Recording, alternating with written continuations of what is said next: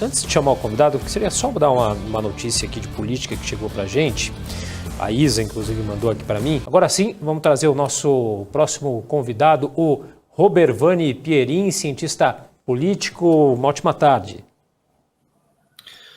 Boa tarde, Felipe. Boa tarde a todos que estão nos ouvindo aí pela BMC News.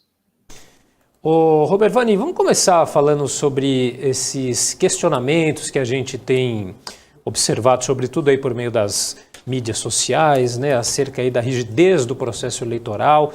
Na sua opinião, quais seriam aí os reais e supostos problemas para que essa questão, né, fique tão em evidência? Olha, Felipe, na realidade isso tem sido muito mais contundente nos últimos tempos, não estava tão em evidência isso, né?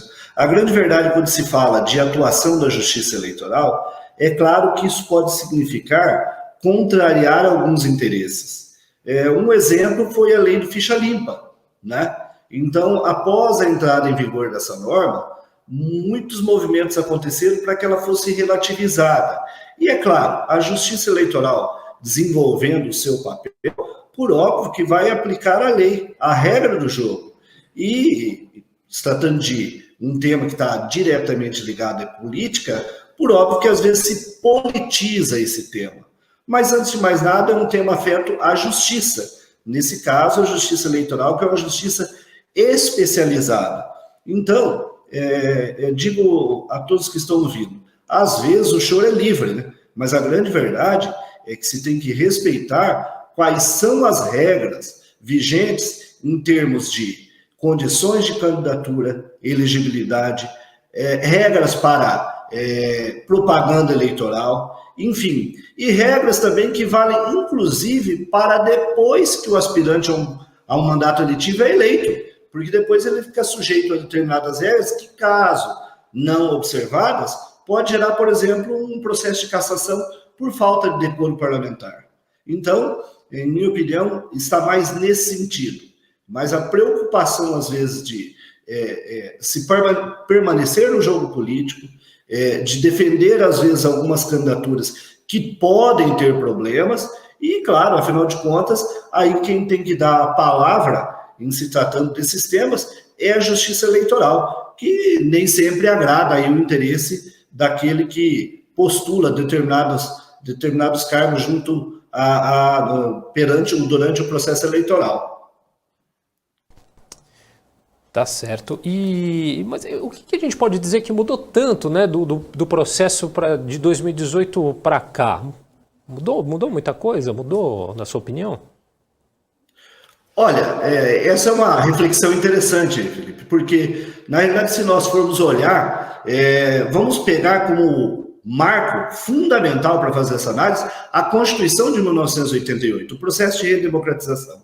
E, na sequência, a questão da mudança do sistema de votação, sobretudo. Então, mesmo pegando deste período até agora, nós não vemos uma mudança substancial. As reformas, em termos de eleições, elas sempre foram muito pontuais, claro, muito em função dos interesses que estavam prevalecendo em um determinado momento político. Então, a partir dessa análise, se nós olharmos do processo eleitoral anterior até este que se avizinha, em termos estruturais, nós não tivemos modificações significativas, né? Tivemos ajustes.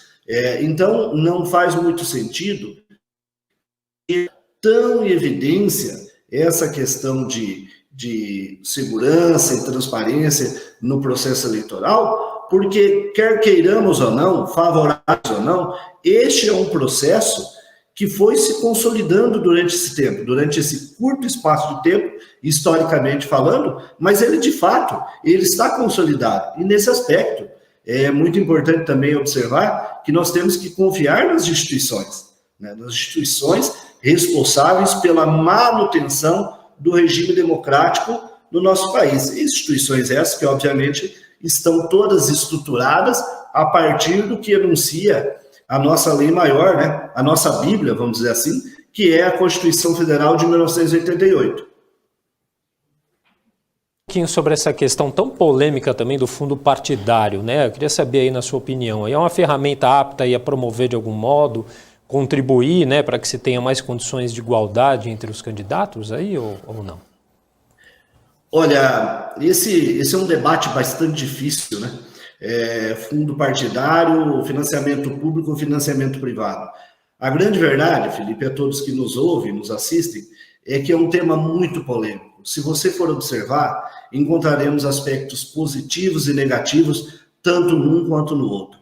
O que é essa observação é que mesmo que nós tenhamos o financiamento público de campanhas eleitorais, é inevitável que aqueles que tenham condições ainda consigam fazer, claro, por vias escusas ou violando a regra do jogo, algum tipo de manobra para que consiga ter um ganho eleitoral usando de recursos que não sejam estes previstos para o financiamento público. Então, eu entendo que esse é um tema aberto ainda, mas o problema é que, em termos de promover a igualdade entre os que aspiram aos mandatos eletivos, isso ainda é muito incipiente. Não dá para dizer que isso aconteça. Também vejo, e aí mais por uma questão de mudança de postura, de mudança nas formas de comunicação, que essas desigualdades elas diminuíram um pouco com acesso a ferramentas tecnológicas. É óbvio que é diferente quando você fazia uma campanha eleitoral boca em boca, fazendo showmícios ou entregando santinhos, né? Hoje, com as ferramentas tecnológicas que estão ao dispor, à disposição dos candidatos, isso faz com que, às vezes, você possa alcançar um número maior de eleitores, levar as suas propostas, sem ter um gasto tão significativo de recursos, ok? Mas a grande verdade é que entendo que esse é um tema aberto e, além dessa questão do fundo partidário, né, se viável ou inviável, se isso reduz ou não reduz as desigualdades, né, no pleito, tem algumas questões conectadas a ela que ainda estão pendentes de uma maturação maior e que, claro, depende da evolução do próprio pensamento a respeito disso, que é, por exemplo, uma participação mais efetiva, inclusive o acesso a esses recursos, né, das mulheres, por exemplo, né? Mas eu diria a quem está nos assistindo, Felipe, que, de fato, não é só porque se estabelece essa possibilidade de recursos públicos para financiar a campanha que, infelizmente, nós vamos ter aí pleitos iguais, né? Isso, nesse momento, quer me parecer que seria uma utopia. Deixa eu aproveitar que você acompanha eleições estaduais, que é uma coisa muito fácil de conseguir. Rio de Janeiro. Por que especificamente Rio de Janeiro? Porque eu sou carioca. Como é que está a eleição por lá? O atual governador, será que se reelege? Olha, o que eu tenho observado, né, e nós, por exemplo, no nosso caso, né, que não somos do Rio de Janeiro, né, não conhecemos ali o dia a dia do processo eleitoral, o que se observa é uma mudança muito grande, alterações assim, vamos dizer assim, um efeito manada, num momento se está pensando em determinado sentido e já se muda esse cenário.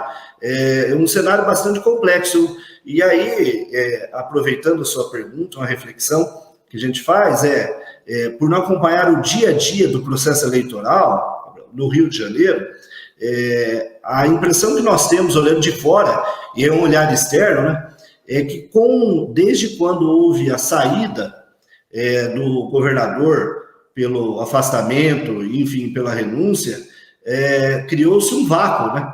E isso talvez tenha possibilitado essa incerteza no cenário local, né? Então, te digo que, aparentemente, no momento, né, isso continua bem aberto, é difícil cravar alguma coisa, né? Eu acho que, comparando com a sua pergunta, é o que se perguntava há algum tempo atrás sobre, entre aspas, a viabilidade ou a inviabilidade da terceira via, né? no caso da candidatura à presidência da República, no cenário nacional. Prazer falar contigo, Alan Gani aqui falando. O Cabral falou do Rio, então eu vou falar de São Paulo. Eu acho que é uma das eleições, mais acirradas, né? Mais difíceis, porque tem o Fernando Haddad, que é forte, pode ter eventualmente o Márcio França, o Tarcísio, que talvez consiga pegar votos aí da base do Bolsonaro, né? Quem que você vê hoje como favorito nessa eleição? E se você acha que o PSDB acabou o reinado dele em São Paulo? Olha, de fato, em São Paulo nós tivemos também aí essa questão da candidatura ou não do João Dória, que interferiu bastante, né, no desenho desse cenário. E claro, o cenário me parece de equilíbrio e mostra algumas coisas ainda, dá alguns recados, né? De fato, essa hegemonia do PSDB, Cabral, eu acho que mais do que nunca se encontra em xeque, né? Você mencionou também a questão do Tarcísio, né? Ele procura, claro, o apadrinhamento político que tem, né?